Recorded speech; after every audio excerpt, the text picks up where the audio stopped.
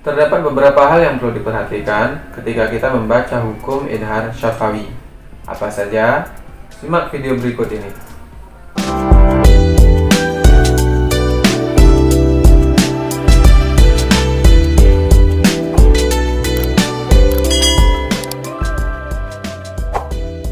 Assalamualaikum warahmatullahi wabarakatuh.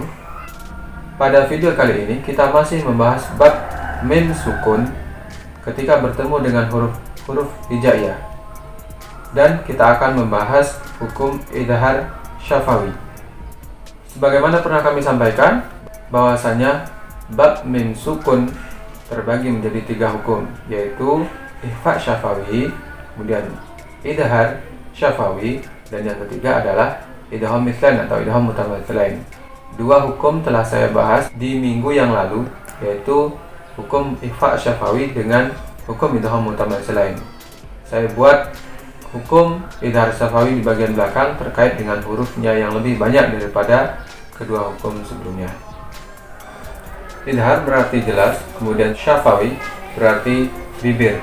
Maksud jelas adalah menjelaskan suara mim sukun ketika bertemu dengan huruf hijaiyah. Kemudian syafawi maknanya bahwasanya mim sukun tersebut makhrajnya keluar dari syafatain atau kedua bibir. Berbeda dengan hukum ikhfa syafawi dan idgham mithlain, jika keduanya terbaca hunah atau ada keharusan untuk dihunahkan dan ditahan dengan membacanya, maka pada hukum idhar syafawi ini membacanya harus benar-benar jelas, kemudian tidak disertai dengan dengung. Ingin tahu lebih banyak tentang hukum idhar syafawi ini? Kita simak bersama-sama video berikut.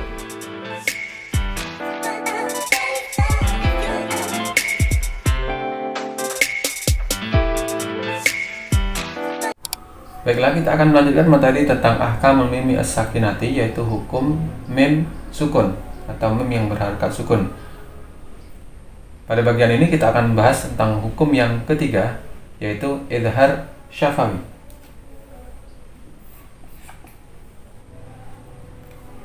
Nah, seperti biasa kita akan bahas terlebih dahulu yaitu tentang definisi. Nah, definisi dari idhar syafawi itu, yang pertama kita sudah belajar juga apa itu arti idhar. Jadi idhar maknanya jelas.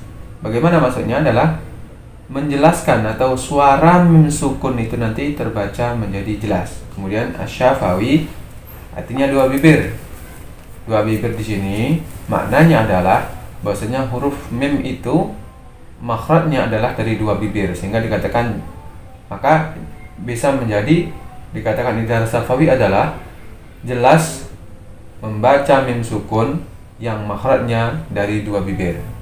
Sehingga makna dari idhar syafawi itu adalah jelas membaca mim sukun yang makhrajnya keluar dari kedua bibir. Nah, bagaimana terjadinya hukum idhar syafawi ini?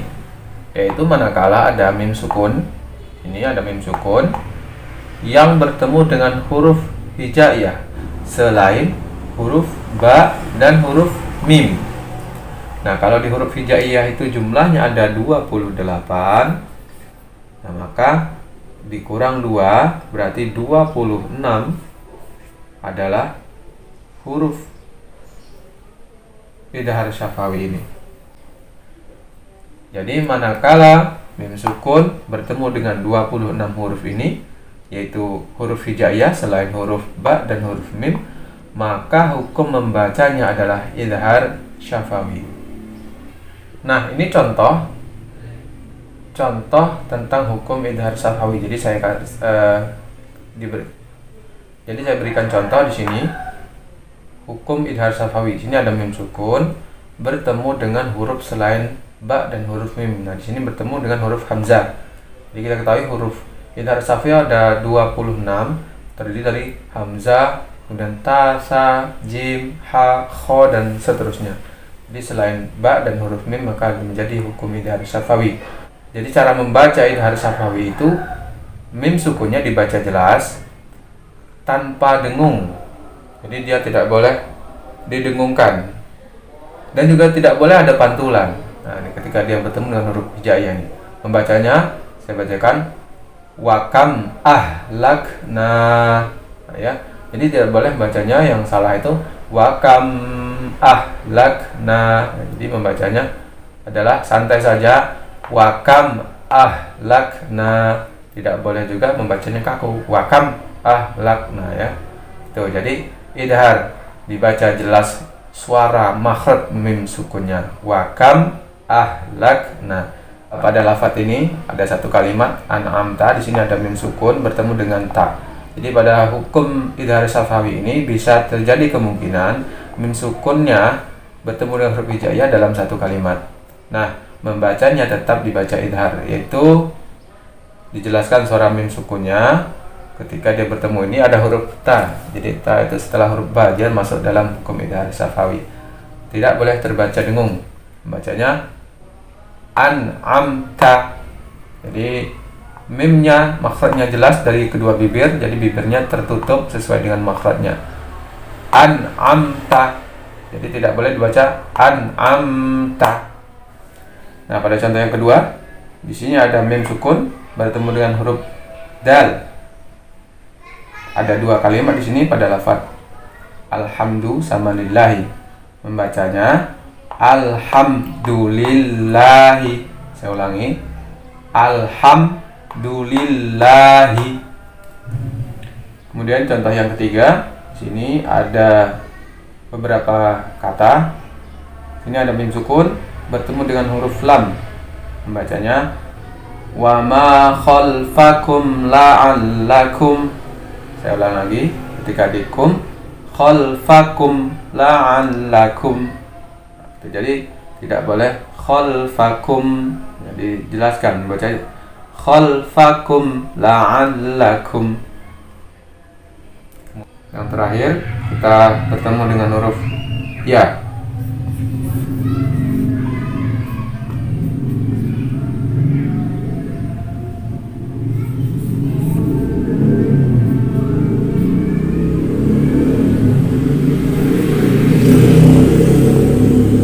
Mim sukun bertemu dengan huruf ya.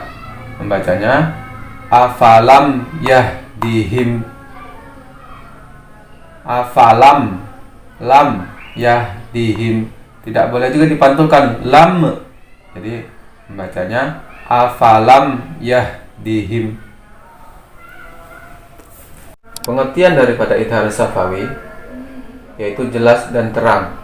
Jelas dan terang di sini artinya tidak mendengung, sama halnya dengan ketika kita mengeja suku kata yang berakhiran dengan huruf M pada kata sampan, tampan. Semua huruf M harus dibaca dengan jelas. Nah, begitu pula dengan hukum idhar syafawi. Nah, jadi ini diperhatikan betul pengecualian. Ini termasuk bagian dari pengecualian hukum idhar syafawi. Jadi manakala mim sukun ini bertemu dengan 26 huruf hijaiyah tersebut, ketika dia bertemu dengan huruf wawu dan huruf fa, karena huruf wawu ini memiliki makhraj yang sama dengan huruf mim, kedekatan makhraj antara huruf fa dengan huruf mim, maka membacanya lebih diidharkan atau bisa dikenal dengan sebutan juga asyadu idhar. Jadi idharnya harus lebih dijelaskan. Untuk lebih paham tentang cara membaca idhar syafawi manakala bertemu dengan waw dan fa, kita perhatikan contoh pada kalimat berikut ini. Ini adalah hukum asyadu idhar atau pengecualian dari hukum idhar syafawi. Jadi manakala ada mim sukun bertemu dengan waw dan fa, maka hukum membacanya harus lebih diidharkan lagi. Nah, di sini ada mim bertemu dengan fa, kemudian mim sukun bertemu dengan waw. Nah, cara membacanya adalah hum fiha. Jadi tidak boleh hum fiha. Nah, jadi membacanya hum fiha. Kemudian ansha'akum wa ja'ala. Jadi tidak boleh sya'akum wa. Jadi ansha'akum wa ja'ala. Alhamdulillah, kita telah menyelesaikan bab mim sukun ketika bertemu dengan huruf hijaiyah, yang mana terbagi menjadi 3, Ikhfa Syafawi, Idhar Syafawi, dan Indahome Mislek.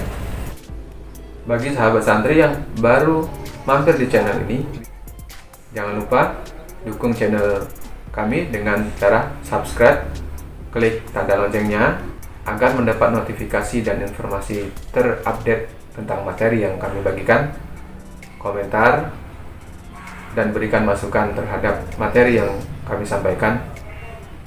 Terima kasih. Wassalamualaikum warahmatullahi wabarakatuh.